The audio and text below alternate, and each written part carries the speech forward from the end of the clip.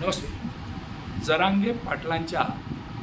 जरांगेच्या आंदोलनाचा फायदा, मराठा आरक्षणाचा फायदा कोणाला, याबद्दल मी बोलण्याचा प्रयत्न करणार आहे. जरांगे पाटील यांनी मराठ्यांना राखीव जागा असावी अशी मागणी केली.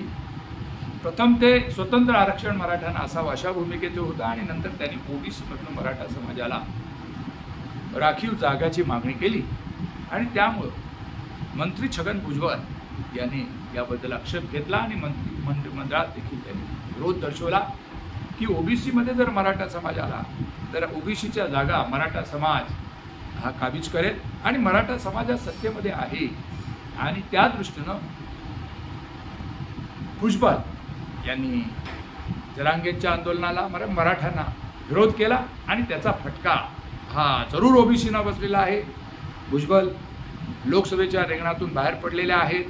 ओबीसीच्या नेत्या पंकजा मुंडे यांना मराठा समाजाने पराभवाची धूळ चाललेली आहे. ओबीसीचेच कपिल पाटील यांना देखील मराठा समाजाने झटका दाखवलेला आहे. एकंदर मराठे समाजाचा आंदोलन हा भारतीय जनता पार्टीच्या विरोधात गेलेला आहे, कौल गेलेला आहे आणि याचा फायदा हा इंडिया आघाडीतील राष्ट्रवादी शरदचंद्र पवार पक्षाला त्यांना 8 जागा त्यांनी मिळवलेल्या आहेत. तसेच शिंदे जे महाराष्ट्राचे मुख्यमंत्री आहेत एकनाथ शिंदे यांनी देखील मराठा समाजाचा फायदा घेतलेला आहे. त्यांच्या देखील 7 जागा निवडून आलेल्या आहेत.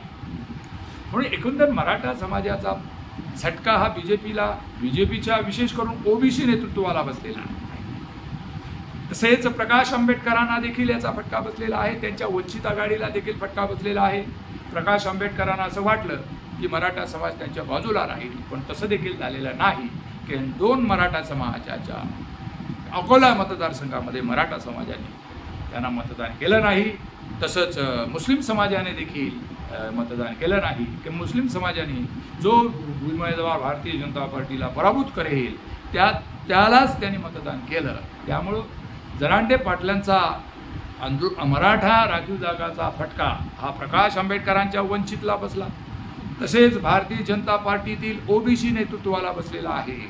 त्या दृष्टीने आता ओबीसीनी, मागासवर्गीयांनी, वंचित आघाडीच्या प्रकाश आंबेडकरांनी त्या दृष्टीनं विचार करायला पाहिजे आणि जरांगेंवर विश्वास ठेवण्यापेक्षा त्यांनी जर वंचित घटक आणि ओबीसीचे घटक तसेच मायनॉरिटीचे घटक एकत्र करून जर आघाडी उभी केली तर आगामी दृष्टीनं प्रकाश आंबेडकरला देखील त्याचा फायदा होणार आहे.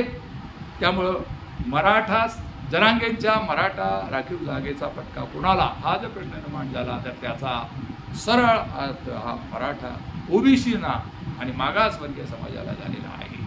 तर याबद्दल आपलं म्हणणं काय, याबद्दल कमेंट्स करा आणि माझा व्हिडिओ जर आवडला तर लाईक करून सबस्क्राईब करा. जय हिंद, जय महाराष्ट्र, जय भारत.